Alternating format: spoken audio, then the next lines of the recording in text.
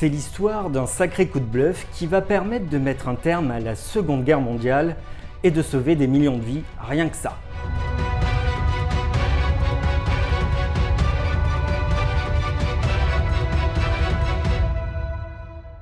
Il y a 76 ans, dans la nuit du 5 au 6 juin 1944, une ambitieuse opération militaire se prépare au large des côtes du Calvados et de la Manche.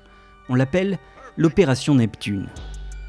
Il s'agit du débarquement des alliés américains, britanniques et canadiens sur le sol européen dans le but de libérer le continent du joug nazi. Mais avant de vous raconter l'histoire de ce débarquement en Normandie, heure par heure, grâce aux exceptionnelles archives américaines, un mot sur le contexte.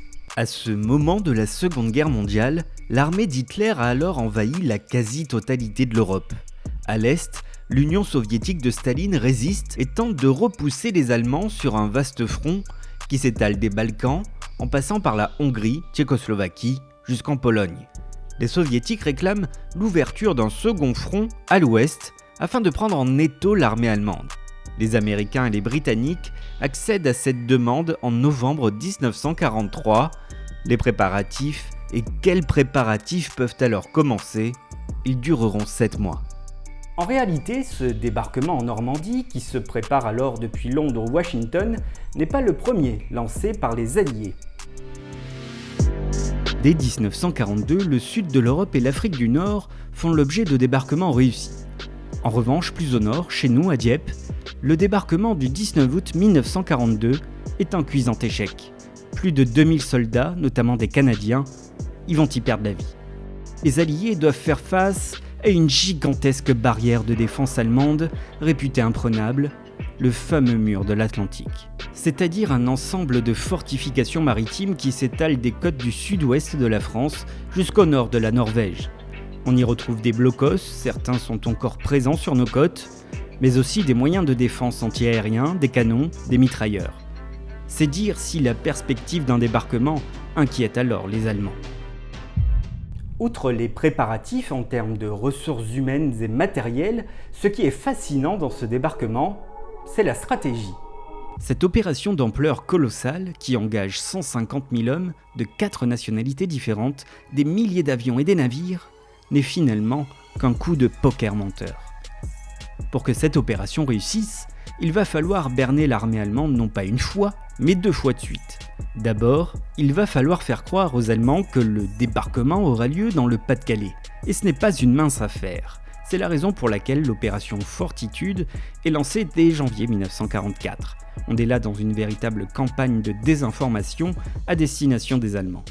Des agents doubles sont recrutés, les Alliés font fuiter de vraies fausses informations, comme ce document édité par la préfecture du Calvados qui annonce de simples exercices de tir au 6 juin 1944. On simule des activités militaires, on utilise des chars d'assaut en caoutchouc et on va même jusqu'à bombarder la côte d'Opale pour finir de convaincre les Allemands d'un débarquement dans le Pas-de-Calais. Ensuite, lorsque le débarquement en Normandie aura lieu, il faudra faire croire au Reich qu'il ne s'agit là que d'une diversion, d'un leurre, et que le vrai débarquement se fera bel et bien dans le Pas-de-Calais. Ce coup de bluff est un succès total, puisqu'au printemps 1944, les Allemands concentrent, comme prévu, leurs troupes dans le nord de la France sans se préoccuper, outre mesure, de la Normandie. Les défenses allemandes sont certes plus faibles sur les côtes normandes, elles ne sont pas pour autant inexistantes, la bataille sera difficile. Le débarquement en Normandie va se dérouler en 3 phases. D'abord, le largage aérien de soldats commandos, ensuite les bombardements sur la côte et l'intérieur des terres, et enfin le débarquement à proprement parler des troupes et du matériel par la mer. Pour cela, les conditions météorologiques doivent être optimales. On cherche une nuit claire pour faciliter la navigation aérienne et maritime, et une marée montante aux premières lueurs du jour pour bombarder précisément les lignes ennemies et débarquer. Au cœur de la nuit, des milliers de parachutistes anglais et américains sont largués par planeurs et avions sur les côtes de la Manche et du Calvados. Ce sont des commandos qui ont pour objectif de neutraliser les positions allemandes et d'empêcher l'arrivée de renforts ennemis.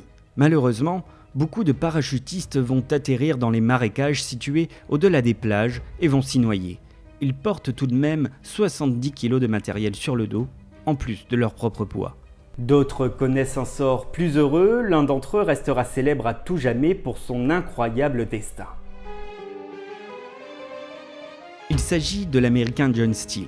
Ce soir-là, ce parachutiste expérimenté de 32 ans saute avec 15 autres camarades depuis un avion de type C-47 qui vole à très haute altitude. Ce n'est pas normal et c'est dangereux. Durant sa longue chute, John Steele est ainsi offert aux tirs ennemis.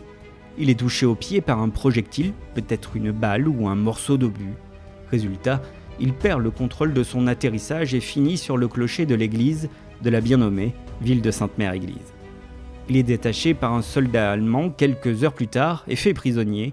John Steele réussit finalement à s'évader 3 jours plus tard. Pendant ce temps-là, les Alliés bombardent intensément les lignes allemandes. Cette nuit, 8000 tonnes d'explosifs sont larguées par avions bombardiers ou tirés depuis les navires qui mouillent au large des côtes normandes. L'objectif est simple, affaiblir au maximum les défenses allemandes en vue du débarquement. Preuve que l'opération Fortitude a admirablement fonctionné, durant tout ce temps, les Allemands croient toujours qu'il s'agit là d'un faux débarquement. Ils n'osent même pas prévenir l'état-major à Berlin, et encore moins Hitler de ce qui est en train de se jouer en Normandie. C'est l'heure H, le jour se lève et la marée monte comme prévu. 150 000 soldats, dont 2% de Français, s'apprêtent à fouler les 5 plages normandes judicieusement choisies par les Alliés. D'abord Utah Beach, à l'extrême ouest, jusqu'à Juneau, la plage la plus à l'est, 1h45 plus tard. Les plages sont piégées par des pieux sous-marins et des mines. Dans les blocos allemands, les mitrailleuses fonctionnent à plein régime. À l'arrière, près de 7000 navires de l'US Navy et de la Royal Navy composent la flotte d'invasion. Plus de 4000 d'entre eux sont des navires de transport chargés d'hommes, de matériel et de carburant. Ils doivent éviter les torpilles des quelques U-boats, les sous-marins allemands présents sous les eaux glacées de la Manche. Mais c'est depuis la terre ferme que la défense allemande est la plus féroce. Alors que les premiers soldats touchent terre, la bataille fait déjà rage.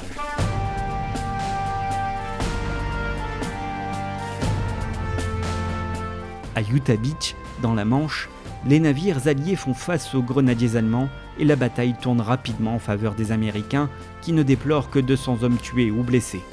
À Omaha Beach, en revanche, les Alliés tombent en nombre sous le feu des 2000 soldats de l'infanterie allemande.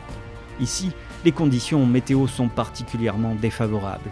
Un fort courant déporte les barges et la marée monte plus vite que prévu. Les troupes alliées sont alors totalement désorganisées. Une bonne partie du matériel radio est même perdue, tout comme les 15 000 premiers hommes envoyés au front. La bataille d'Omaha Beach représente 30% des pertes humaines totales du débarquement en Normandie, un carnage, si bien que la plage sera surnommée Bloody Omaha ou Sanglante Omaha par les Américains. Le débarquement en Normandie n'est pas une libération à proprement parler, mais le début d'une bataille, la bataille de Normandie, qui va mener à la libération de Paris, puis à la capitulation allemande. C'est avec la Provence la porte d'entrée de plus de 2 millions de soldats alliés et un nombre incalculable de véhicules, armes, munitions et matériel de guerre en tout genre qui transiteront via les ports artificiels créés sur ces plages de Normandie.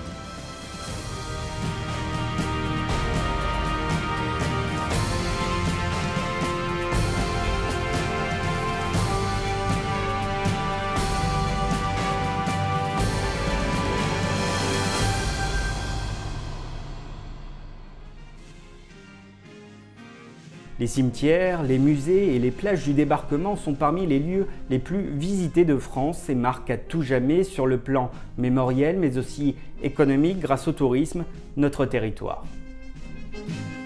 Et on se retrouve sur un plateau que vous connaissez peut-être, celui de Lignes Ouvertes, pour rencontrer Sylvain Richoon, non pas parce qu'il est animateur, mais parce qu'il a été 30 ans dans la réserve de l'armée de l'air en tant que pilote. Alors on l'a vu, ce débarquement se passe forcément par la mer, par définition, mais il n'aurait pas pu avoir lieu sans le soutien aérien derrière. Alors à l'époque, se piloter, c'est pas comme aujourd'hui, hein. Il n'y a pas tous ces radars, etc. Comment ça se passait à l'époque dans les avions ? Il y avait plusieurs difficultés dans la nuit du 5 au 6 juin avec cette flotte de 12 000 avions, des bombardiers moyens, des chasseurs, des avions de reconnaissance, des attelages avec des avions qui tractent et des planeurs, enfin toutes sortes d'aéronefs. Première chose, le temps est mauvais. Il y a du vent, il y a de la pluie, il n'y a pas de visibilité. Deuxième difficulté, 12 000 avions dans des volumes aériens assez réduits. Ça veut dire qu'il ne faut pas se rentrer dedans, pardonnez l'expression. Et puis ensuite, autre difficulté, on est à une époque où il n'y a pas de moyens de radionavigation comme on les a aujourd'hui, ni au sol, ni de GPS, évidemment. Il ne faut pas compter non plus sur les Allemands, sur la terre française pour faciliter la navigation. Donc on vole au cap et à la montre, c'est-à-dire avec une forme d'imprécision et on espère qu'on va arriver au bon endroit.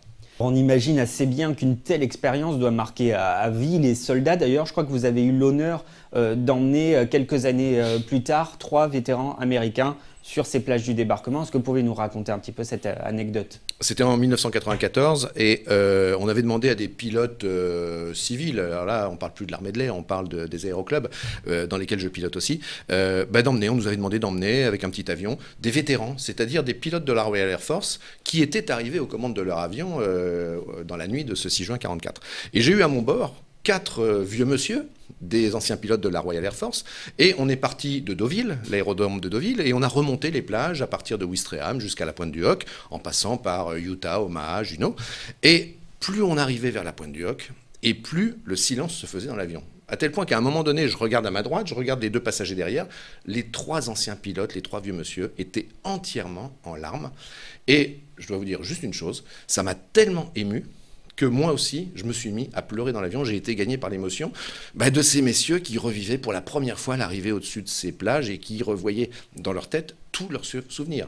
Et donc, derrière mes lunettes, les fameuses Ray-Ban de pilote, bien sûr, je me suis mis à pleurer. Et ça m'a même posé un problème. Je ne voyais plus le ciel, je ne voyais plus les instruments. Il a fallu que j'enlève mes lunettes, que j'enlève mon casque, que je me frotte les yeux. La tension était terriblement forte et l'émotion était maximum.